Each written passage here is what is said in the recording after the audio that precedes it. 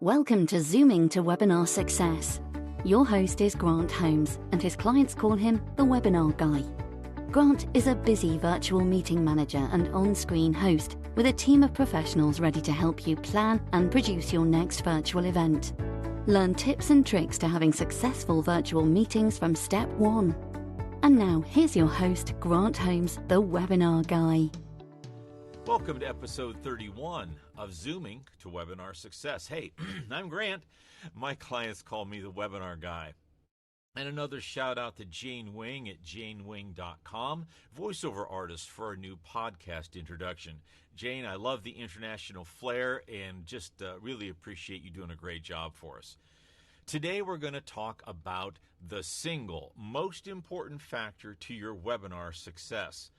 I've discussed many things over the first 30 episodes, and quite frankly, most of them are really important.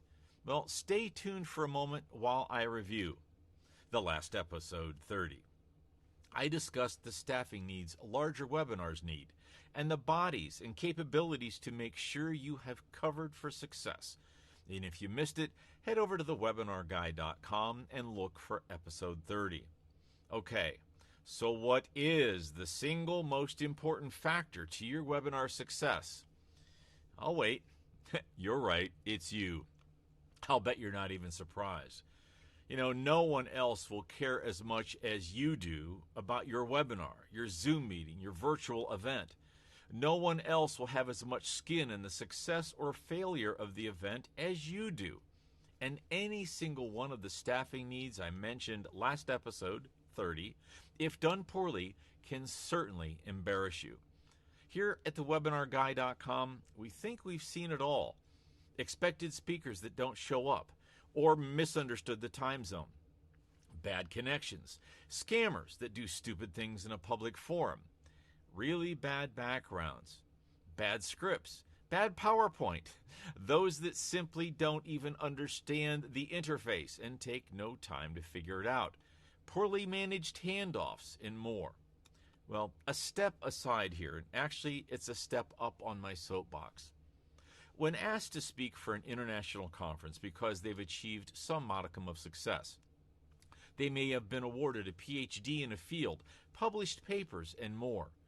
Then this person comes into a virtual webinar session where they are the featured speaker. Their screen comes on and they're still, straightening their hair. They don't know how to share their screen or how to get PowerPoint into slideshow mode. Oh, then you can see them talking in edit mode and see all their notes and remnants of their desktop and everything else. Really? In my mind, this is sort of the Walmart version of presentations. It's just way too casual and unprofessional, and I see it all the time.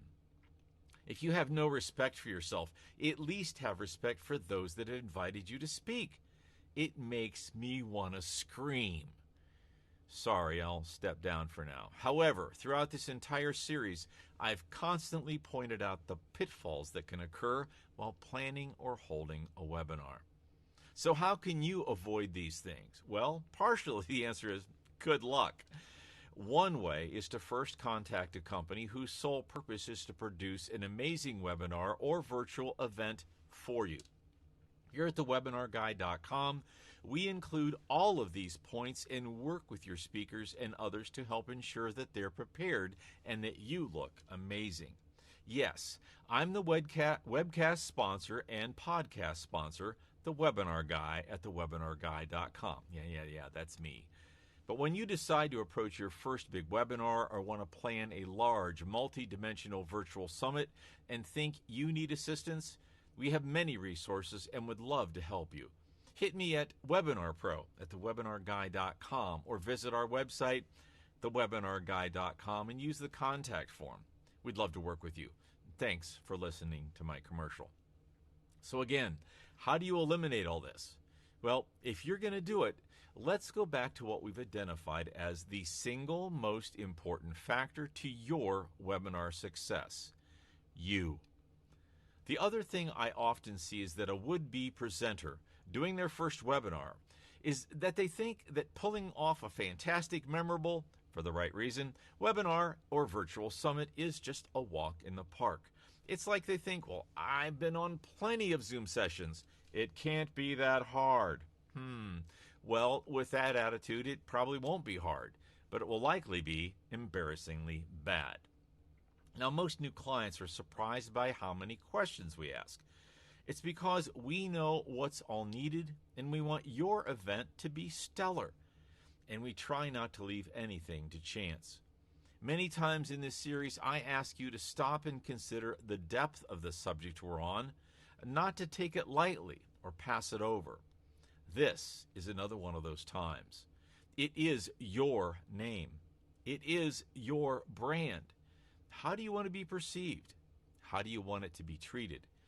This is one of those crossing line decisions that we make in life. We can cheap it out and hope for the best, or decide today that you're going to put in the work to produce the most noteworthy, fun, engaging, interactive, and maybe more webinar, virtual event possible.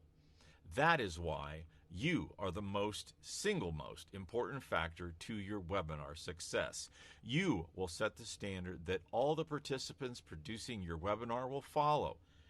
That standard of excellence on the script, the slides, backgrounds, production values, and more, it's all on you. That everyone on your team gets that standard is the hurdle you must cross and hold everyone to. The webinar guy, we get it, and we can join you in that same standard. Good luck. Well, this series is for smaller organizations and solopreneurs that may not be tech savvy, don't know all the steps, or don't want to know all the steps. Over this series, I'm going to lead you through the significant decisions and capabilities that you'll need to Zoom to webinar success.